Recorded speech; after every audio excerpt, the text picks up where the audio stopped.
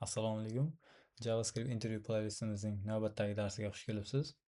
Bugungi darsimizda JavaScriptdagi juda muhim tushunchalardan biri callback function haqida gaplashamiz. Callbacklar JavaScriptda juda ko'p ishlatiladi.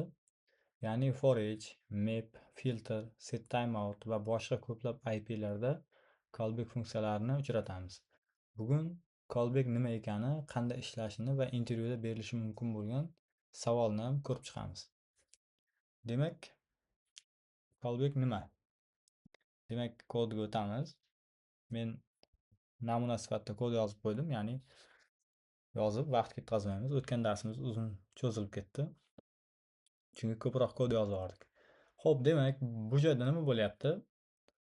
Callback function boshqa funksiyaga argument sifatida uzatiladigan va keyinchalik chaqiriladigan funksiya hisoblanadi. Ya'ni bu yerda get funksiyasi, mana ko'rib turganingizdek birinchida yozilgan, mana get funksiyasi va pastda process user degan funksiyamiz bor.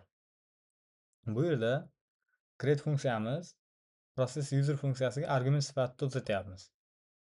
Xo'p, umumiy ko'rib turganingizdek uzatyapmiz. Process user ichida esa ko'rib turganingizdek callback bilan callback orqali ushbu funksiya chaqirilmoqda. Shuning uchun get bu yerda callback function hisoblanadi. Ya'ni mana bu oxirida mana ko'radigan bo'lsak, ochamiz, budan natija ham chiqadi. Ko'rib turganingizdek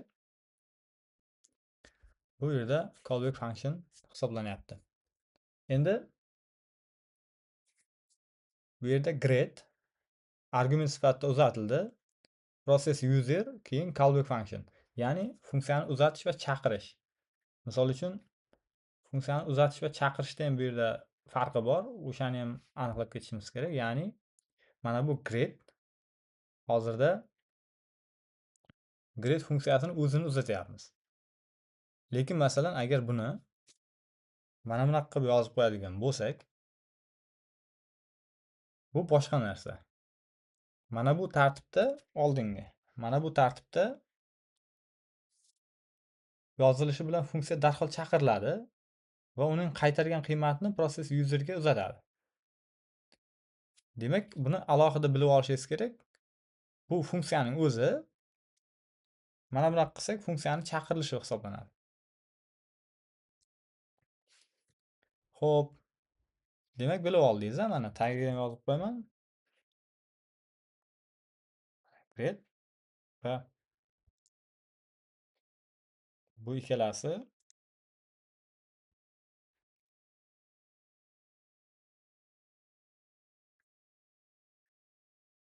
mana bu yerdan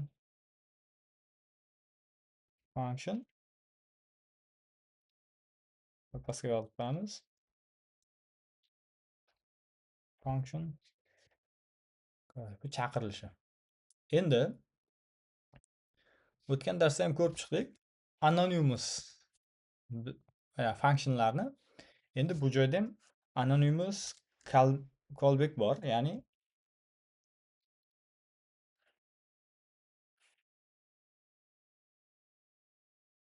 bu qanday ishlaydi?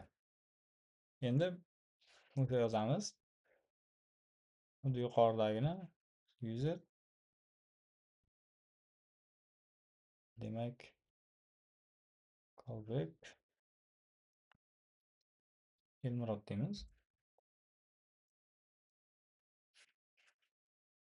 Endi tagidan function deb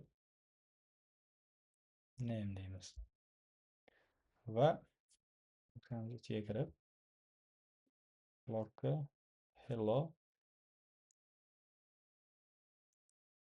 buni string bilan emas, backtick bilan yozishimiz kerak. Hop, bu joyga hello virgul qo'yib yengilab qavsichaga name deb yozamiz. Ko'rib turganingizdek hello Elmurod bo'lib chiqyapti. Callback sifatida albatta oldindan nomlangan funksiya ishlatishimiz shart emas. Ya'ni biz anonymous function yaratib, uni to'g'ridan to'g'ri argument sifatida berishimiz mumkin. Ko'rib turganingizdek, to'g'ridan to'g'ri argument sifatida ishlatdik. Endi arrow function callback sifatida qanday ishlaydi? Ya'ni o'tgan darsda ham buni aytib o'tgandik. arrow function callback sifatida. Xo'p, bu joyga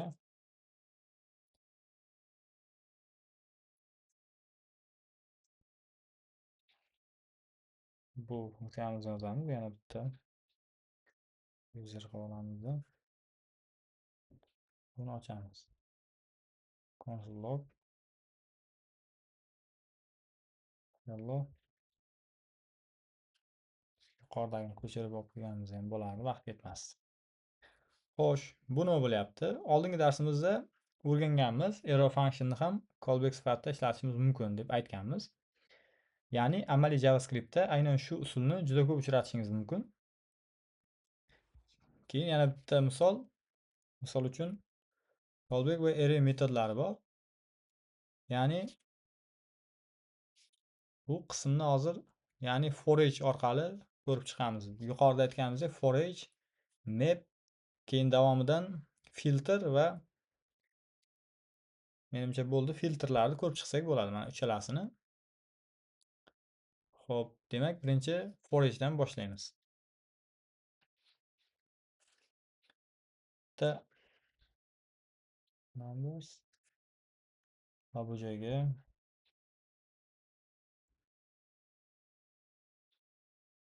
to'rt.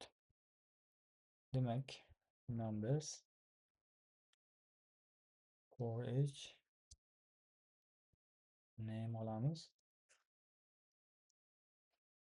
va ichiga console logga numberni beramiz. Xo'p, console logga numberni berdik. Endi bu joyda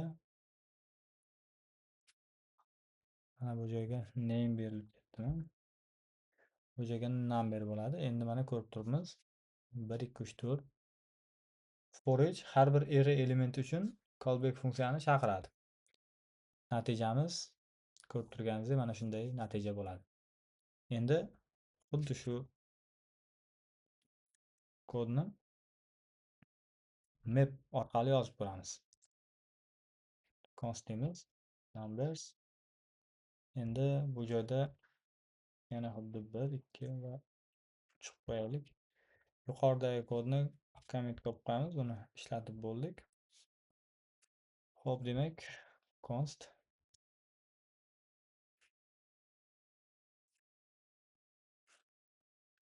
xo'p, joyga number maps, ya'ni map number deymiz va arrow return numberni ko'paytiramiz 2 ga. Endi mana bu yerga qo'yib qo'yaylik, console logga chiqaramiz. Xo'p, demak ko'rib turibsiz, map orqali map ham callback qabul qiladi, lekin uning muhim farqi callback qaytargan qiymatlardan yangi array hosil qiladi. Mana natijani ko'rdingiz, yangi array hosil qilib qo'ydi. Xo'p, buni ham comment qilamiz. Mana buni ko'chirib olsak ham bo'ladi. Yana pastdan o'shani qo'yamiz va endi xo'p, endi filtr orqali tekshiramiz. Ya'ni const numbers va numbers filter deymiz. Number hop, return qilamiz. Return qilib mana bunaqa qilamiz. Hop, 2 ga 0 ga logga number chiqaramiz. Endi natija faqat 2 bilan 4 bo'lyapti. Ya'ni filtr ham callback orqali ishlaydi. Callback true qaytargan elementlarni yangi array ichiga qo'shiladi. Ya'ni bizdagi true'lar 2 bilan 4 bo'lyapti. Buni yangi arrayda ichiga qo'shyapti. Xo'p, map filter va reduce'ning o'zining keyinchalik alohida dars batafsil ko'ramiz. Hozir biz uchun muhim jihati ular callback qabul qilishida, ya'ni buni ko'rib oldik, qisqacha bo'lsa ham. Xo'p, endi callback har doim asinxron emas. Ya'ni, xo'p, mana buni ham o'chiramiz. Endi callback asinxronmi yokida sinxronmi? O'sha joyda ham qisqacha bir kod orqali ko'rib ketishimiz mumkin. Xo'p, demak 3 for each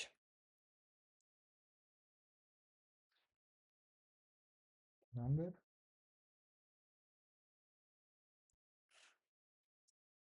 log number.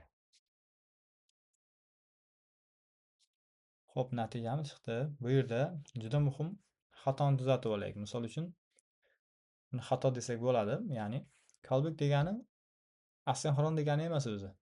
Albatta, for each ichidagi callback sinxron tarzda bajariladi. Callback shunchaki boshqa funksiya argument sifatida berilgan funksiyadir. Ya'ni argument sifatida callbackni argument sifatida beryapmiz boshqa funksiyaga. Faqat o'shanaqa funksiya bu. U sinxron ham, asinxron ham bo'lishi mumkin. Callback. Endi asinxron callbackni misol uchun kodda ko'ramiz. Ya'ni console log start deymiz va set timeout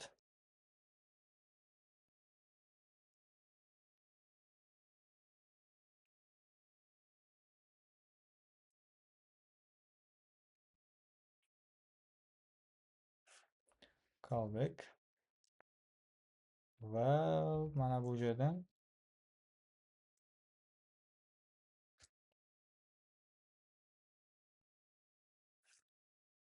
log deymiz va end. Hop, ko'ryapsiz. Yana bitta takrorlaymiz. Hop, mana. Bu yerda set timeout callbackni keyinroq ishga tushiradi. Shuning uchun bu asinxron callback hisoblanadi.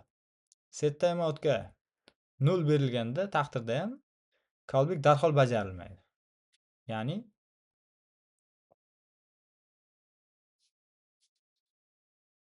voy, nima xato bo'ldi bu yerda?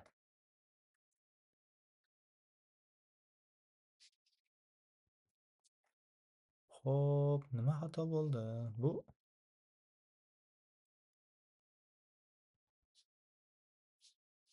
bizda darhol bajarilyapti.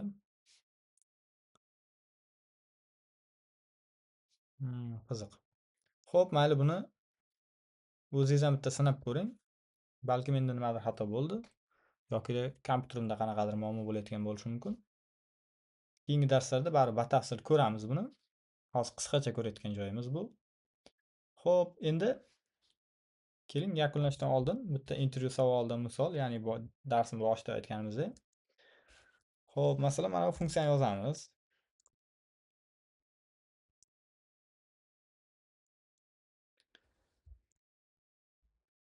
Callback, ya'ni log va console log.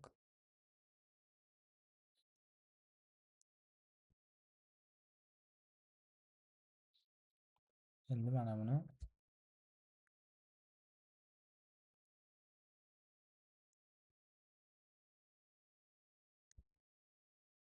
bunday qilamizda va buni b qilib qo'yamiz va funksiyadan chiqamiz. Funksiyadan chiqib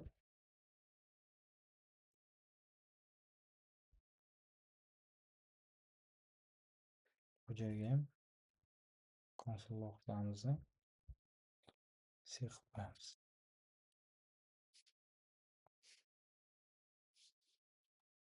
Natija mana bunaqa chiqyapti. Misol uchun, endi avval A chiqadi bu joyda. Mana ko'rib turibsiz.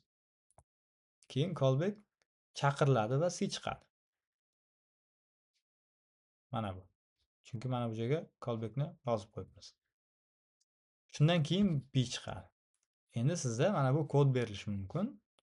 Bu qanaqa tartibda chiqadi? Ya'ni qayerda chaqirilsa sinxron holatda aynan o'sha joyda bajariladi. Callback mana ko'rib turganingizdek. Siz bu yerda adashib ketishingiz mumkin. Ya'ni EBC bo'lib chiqadi deb. Qisqacha mana shu kodni o'zi sizga savol bo'lib qolishi mumkin. Xo'p. Yuqorida intervyuga tushish mumkin bo'lgan yana bitta kodni ko'rib olgandik. Pastda yana yozishimiz shart emas. Endi callback function bitta takrorlab olamiz. Callback function boshqa funksiyaga argument sifatida beriladi. Keyinchalik chaqiriladi. Sinxron bo'lishi mumkin va asinxron ham bo'lishi mumkin. Esingizdan chiqarmang. Xo'p. Demak, bugun callback function nima ekanini va uni qanday uzatish va chaqirishni arrow metodi orqali qanday ishlatishni ham ko'rib chiqdik. Eng muhim jihat, callback har doim asinxron degani emas. Buni esingizdan umuman chiqarmang. Endi keyingi darslarimizda callbackka bevosita bog'liq bo'lgan yana bir yangi ma'lumotlarni o'rganishimiz mumkin. Ya'ni ketma-ket keladi. Siz callback bilan tanishib oldingiz. Demak, darsimizni yakunlasak bo'ladi. Xayr, sog' bo'ling, salomat bo'ling.